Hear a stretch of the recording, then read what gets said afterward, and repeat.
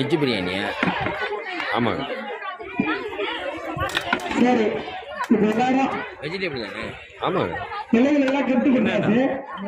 பெரியவங்களுக்கு வந்து நாளைக்கு சர்ச்சில் கொடுக்குறோம். வெஜ்ஜுங்க. ஏன்னா இப்ப சாரோட போட்டு டைம் ஆகுது. டைம் ஆயிடும். நீ பேண்ட் சட்டை தான் விற்கணும். வராத பிள்ளைங்களுக்கு நாளைக்கு கண்டிப்பா பிரைஸ் உண்டு.